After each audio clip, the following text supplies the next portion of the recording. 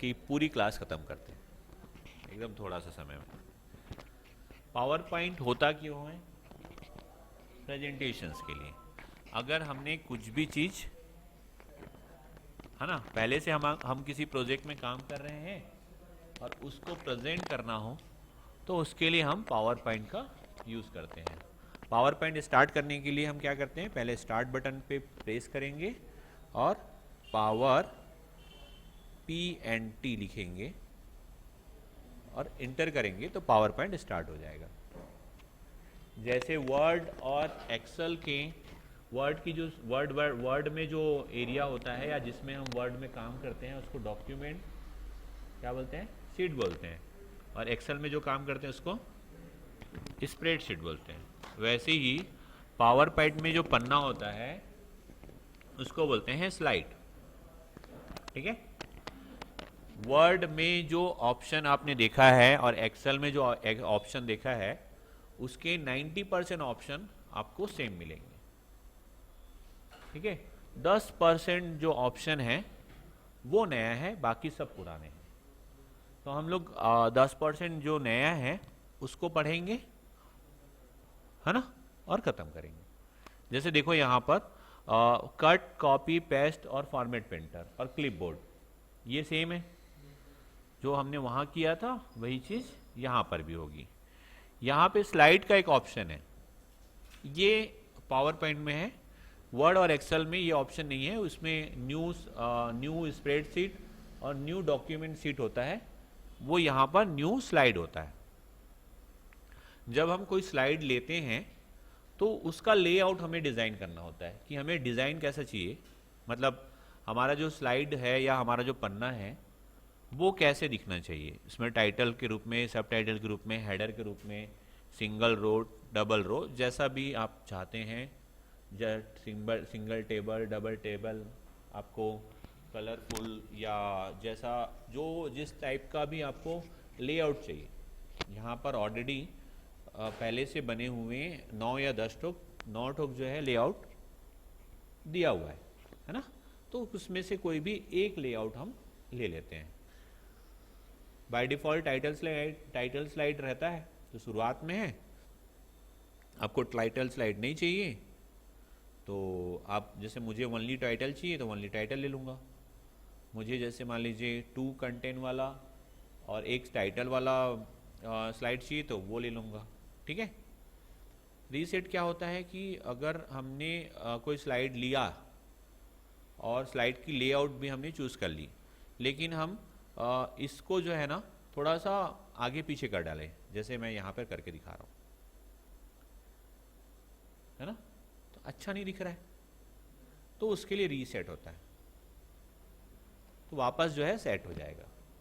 और डिलीट क्या होगा, अगर हमें स्लाइड को डिलीट करना है तो डिलीट करेंगे। समझ में आया? बाकी उसके बाद फॉन्ट, पैराग्राफ, ये इसके जो ऑप्शंस हैं वो वर्ड और एक्सेल में जो ऑप्शन होते हैं वैसा ही है, इसमें नया कुछ भी नहीं है। एक दो चीज़ें जो सामने दिख रही है मैं वो बता दे रहा हूँ। जैसे कि यहाँ पर आप देख रहे हैं शैडो, वर्ड में भी आपने शैडो देखा होगा पर शैडो इफेक्ट में था, यहाँ पर सामने दिख रहा है ना, अंदर में था। शैडो इफेक्ट जो है यहाँ पर आपको सामने मिल जाएगी। जैसे मैं यहाँ पर शिखर कंप्यूटर लिख रहा हूँ, इसको सेलेक्ट किया और इसको मैंने डाल दिया शैडो स्टाइल में। ठीक है, ये देखो आपको दिख रहा होगा, मैं बंद चालू कर रहा हूँ तो, है ना। उसके बाद है यहाँ पर जो हमने मैटर लिखा है या जो हमने टेक्स्ट लिखा है उसको, उसकी जो चौड़ाई है ना, मतलब फॉन्ट टेक्स्ट के बीच की जो चौड़ाई है, दो टेक्स्ट बोलना चाहिए या दो अक्षर के बीच में, कैरेक्टर के बीच में जो स्पेस है वो, उसको भी हम जो है ना श्रिंक या फैला सकते हैं, मतलब सिकुड़ा भी सकते हैं और उसको फैला भी सकते हैं। जैसे मैं यहाँ पे कुछ करके दिखा रहा हूँ, वेरी टाइट, तो देखो पास पास हो गया। यहाँ पे लूज करूँगा तो थोड़ा दूर दूर हो जाएगा, वेरी लूज करूँगा तो काफ़ी दूर हो जाएगा, और नॉर्मल रहेगा तो जैसा हम देख रहे हैं वैसा दिखता है, नॉर्मल जैसा रहता है वैसा दिखेगा। और उसके अलावा बाकी फॉन्ट में जो ऑप्शन है वो सब वर्ड और एक्सेल में जो ऑप्शन है वही है। ठीक है, फिर अपन आते हैं पैराग्राफ में। पैराग्राफ में भी सारे ऑप्शंस आपके पुराने वाले हैं, नया कुछ भी नहीं है। जो वर्ड और एक्सेल में जो ऑप्शंस हैं सेम है, लेफ्ट राइट सेंटर अलाइनमेंट, यहाँ पे 2 कॉलम्स है ना, ये भी हमने कॉलम जो है वर्ड में देखा है और एक्सेल में तो ऑलरेडी कॉलम रहता ही है, तो यहाँ पर भी आप इसका यूज़ कर सकते हो, बट बाकी चीज़ें जो है सेम है। डायरेक्शन, डायरेक्शन भी आपका पहले से पढ़ा हुआ है, ठीक, तो आप डायरेक्शन यहाँ से आप चेंज करके देख सकते हो। सेप्स, अरेंज, क्विक पार्ट, ये सब इंसर्ट का पार्ट था उसमें। चूंकि यहाँ पे प्रेजेंटेशंस बनाना है तो काफ़ी बार जो है ये सारी चीज़ें यूज़ होती हैं, इसलिए इसको होम में दिया गया है ताकि आप कोई भी सेप्स ले करके आसानी से अपनी स्लाइड को डिज़ाइन कर सकें। जैसे मैंने यहाँ पर एक लिया, अब पहले मैंने मैटर लिख लिया था, फिर सेप्स लिया, अब पीछे का जो हेडिंग है वो तो छुप गया, तो उस समय आपको ये अरेंज की ज़रूरत पड़ेगी, है ना। तो ये चीज़ें हम क्या करेंगे, इसको बैक कर देते हैं तो ये आ जाएगा। तो इस तरह के डेकोरेशन की ज़रूरत पड़ती है, इसीलिए जो है इसको होम में दिया हुआ है। बाकी ये ऑप्शन आपको कहाँ मिल सकता है, इंसर्ट में मिल जाएगा अगर आप माइक्रोसॉफ्ट वर्ड में जाएंगे तो। क्विक स्टाइल पहले से बना हुआ स्टाइल है, आप कोई कंटेंट लेते हैं, जैसे यहाँ पर मैं लिखा MS पावर PNT और इसको सेलेक्ट करके जो पहले से बनी हुई स्टाइल है उसमें से कोई ले लेता हूँ, तो वैसा दिखना चालू हो जाएगा। ठीक है, शेडो, आउटलाइन, आउटलाइन का कलर वगैरह वगैरह, ये सब ये सारे इफेक्ट वगैरह जो दिख रहे हैं,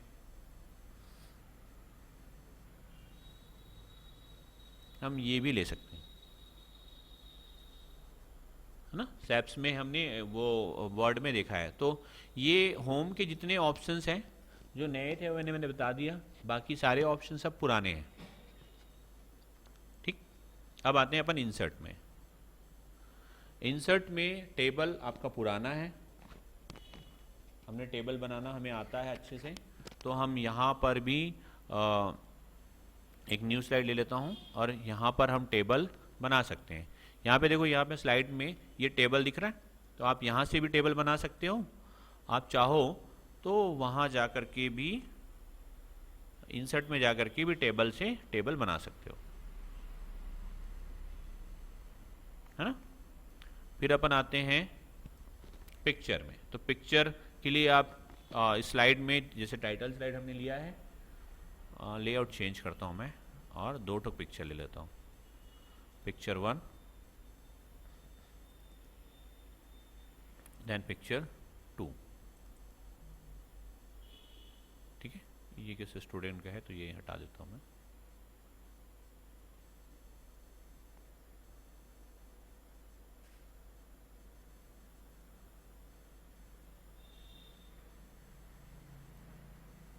चेंज पिक्चर में गए और हम एक पिक्चर चेंज कर दें। ठीक है,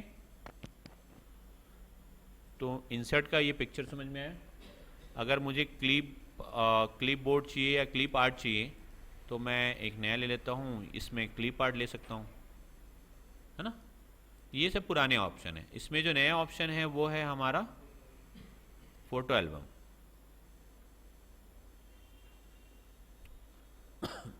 इंसर्ट में एक ऑप्शन है फोटो एल्बम नया, हाइपरलिंक, एक्शन और मूवीज और साउंड, ये दोनों जो है नए ऑप्शन है। ज़्यादा फास्ट थोड़ी ना हो रहा है।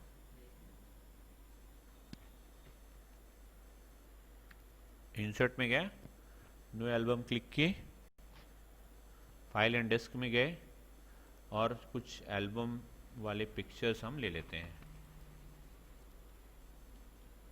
यहाँ पे क्लिक किया, ओपन कर दिया।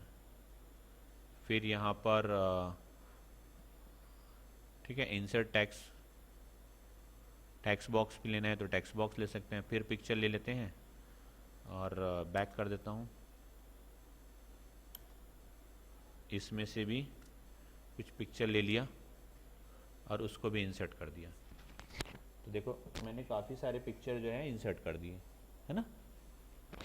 इसके बाद इसको क्रिएट कर देता हूँ तो एक एल्बम आ गया, बना बुना एल्बम हो गया। हम स्लाइड में गए, फ्रॉम बिगनिंग करके स्लाइड शो करके हम जो है पिक्चर को देख सकते हैं।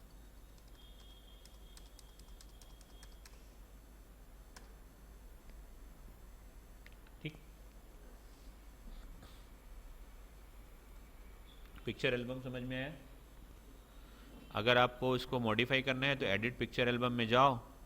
यहाँ पर उसका जो है ना लेआउट है, ये फिट टू स्लाइड दिख रहा है, उसको 1 पिक्चर करोगे तो ऐसा दिखेगा, 2 पिक्चर करोगे तो इस तरह से दिखेगा, 4 पिक्चर करोगे तो लेआउट ऐसा दिखेगा।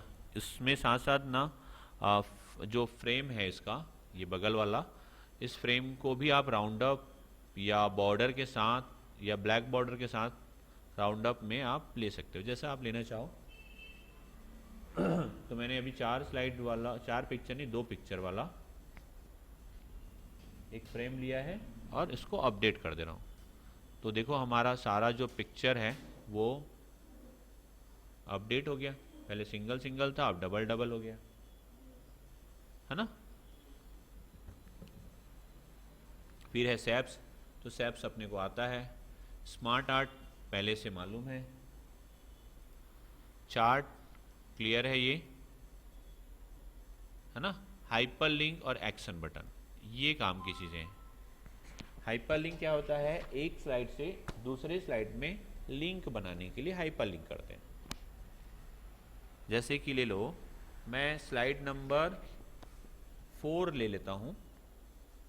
स्लाइड नंबर 4 का जो ये पिक्चर नंबर 1 है, इसका लिंक बना देता हूँ प्लेस इन डॉक्यूमेंट के स्लाइड नंबर 7 के पिक्चर नंबर 2 से, स्लाइड नंबर 7 से, ठीक है, ओके।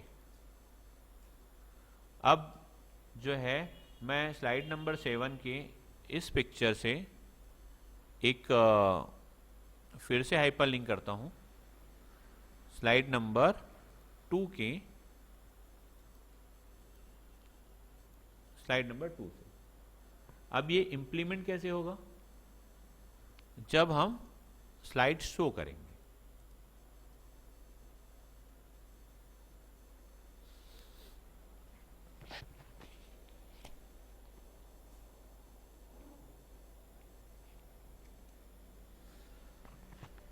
ठीक है, यहाँ पे देखो कुछ भी नहीं हो रहा है, इसमें भी कुछ नहीं हो रहा है। ये देखो इसके साथ हमारा लिंक है तो हाथ का निशान आ गया। देखो यहाँ पर कुछ भी नहीं आ रहा है, यहाँ पे हाथ का निशान आ रहा है, मतलब इसके साथ लिंक बना हुआ है। इसको क्लिक करेंगे तो कहाँ पहुँच गया, ये स्लाइड नंबर 7 में। अब यहाँ पे देखो एरो का निशान दिख रहा है, यहाँ पे जाएंगे तो हैंड्स का निशान दिख रहा है, इस पे क्लिक करेंगे तो स्लाइड नंबर 2 में पहुँच गया, है ना। आया जी समझ में, ठीक है। तो ये होता है हमारा लिंक, हाइपर लिंक। ऐसे ही हम जो है क्या कर सकते हैं, इंसर्ट में एक्शन बटन भी ले सकते हैं। एक्शन बटन में जाएंगे, हाइपर लिंक, यहाँ पे भी हाइपर लिंक है और नेक्स्ट स्लाइड की जगह में हमने कर दिया लास्ट स्लाइड और ओके किया। मतलब इस पिक्चर से सेकंड स्लाइड की जो फर्स्ट पिक्चर है, इससे हमने लास्ट स्लाइड का लिंक कर दिया है, मतलब हाइपर लिंक ही किया है वो भी। अब जब स्लाइड शो करूंगा तो पहला नंबर का पिक्चर दिखाई देगा, पहला स्लाइड दिखेगा, इंटर करूंगा तो दूसरा स्लाइड दिखेगा, और जब मैं कर्सर रखूंगा तो यहाँ पे इसके साथ एक्शन बटन भी नज़र में आ जाएगा। जैसे ही इसको क्लिक किया तो हमारे पास लास्ट स्लाइड पहुंच गए। लास्ट स्लाइड में क्लिक करेंगे तो पिक्चर हमारा या स्लाइड जो है या प्रेजेंटेशन जो है वो एंड हो जाएगा। ठीक है, तो इस तरह से हम प्रेजेंटेशंस बना सकते हैं। इंसर्ट का एक और ऑप्शन है आपका मूवीज। अब मैं दूसरा नंबर का स्लाइड और तीसरा नंबर का स्लाइड दोनों के बीच में कोई मूवीज ऐड कर देना चाह रहा हूं, तो मैं एक स्लाइड लूंगा, एक ब्लैंक स्लाइड ले लिया, अब इंसर्ट में गया, मूवीज को क्लिक कर दिया। अब हमारे पास कोई मूवी है, चेक कर लेते हैं। एक मूवी है ये वाली, तो ये मूवीज को मैंने ऑटोमेटिकली ऑन कर दिया, ये हो गया मूवीज ऐड। अब दिख तो नहीं रहा है, कैसे दिखेगा? जब हम स्लाइड शो करेंगे। देखते हैं स्लाइड शो करके। इसके बाद मैंने किया था तो देखो ये मूवीज आ गई।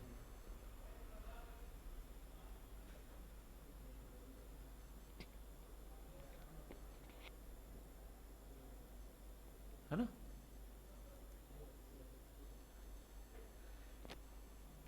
ये आया समझ में?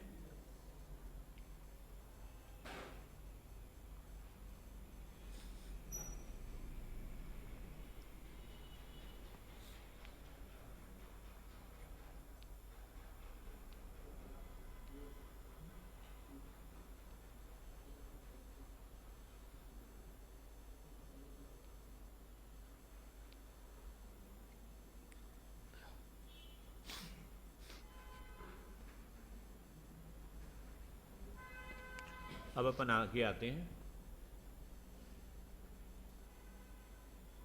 उसमें साउंड भी था, पर एक और साउंड ले लेते हैं। यहाँ पर साउंड ले लेते हैं और कोई साउंड अगर हमारे पास रिकॉर्डेड वाला हो तो वो हम ले सकते हैं।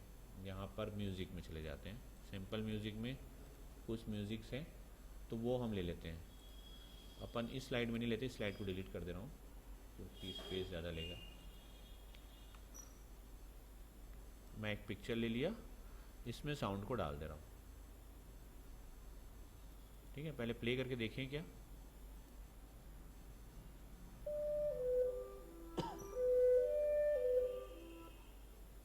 ठीक है, ओके कर दे रहा हूँ।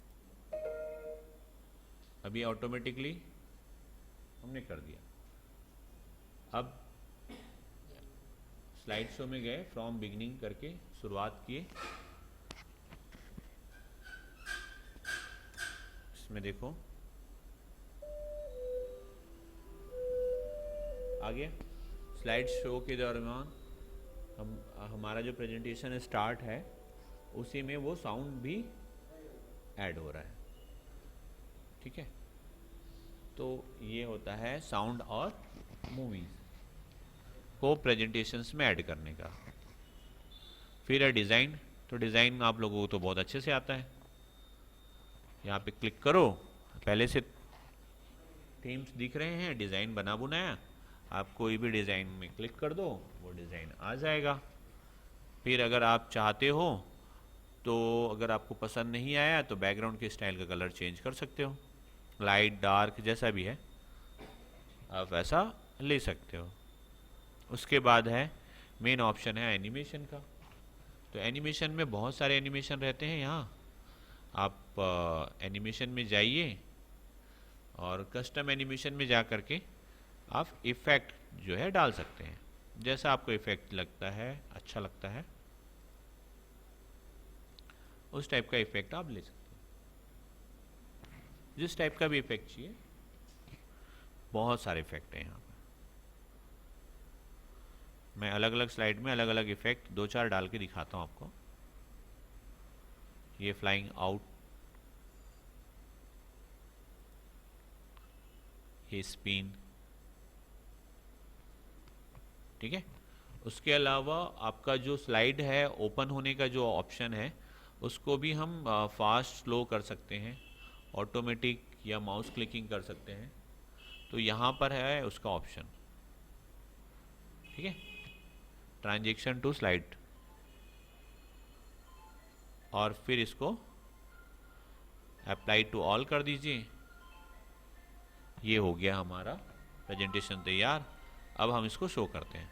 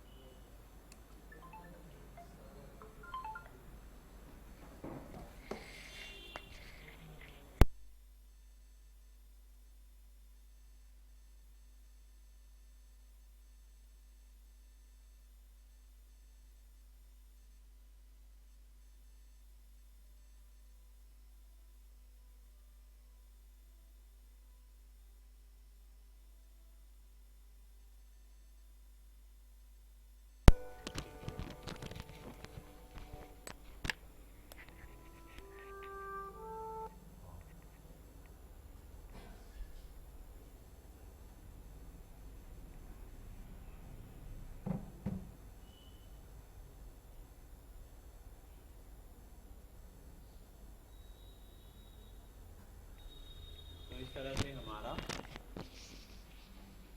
ये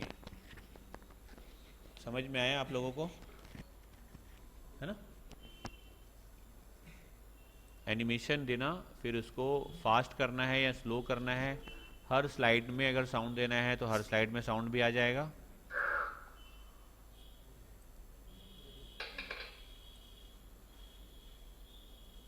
ठीक, इस तरह से आपका पावर पॉइंट का एनिमेशन ऑप्शन ख़त्म। फिर है स्लाइड शो। स्लाइड शो में शो करते कैसे करते हैं वो है रिव्यू देखने के लिए, प्रूफिंग करने के लिए, और व्यू जो है देखने के लिए। फॉर्मेट जो होता है वो जैसे आपने पिक्चर वगैरह ले रखा है ना, या ड्राइंग ले रखा है या सेप्स ले रखा है, तो यदि उसको बदलना हो, उसको चेंज करना हो तो करेंगे। इस तरह से हमारा पावर पॉइंट हो गया ख़त्म।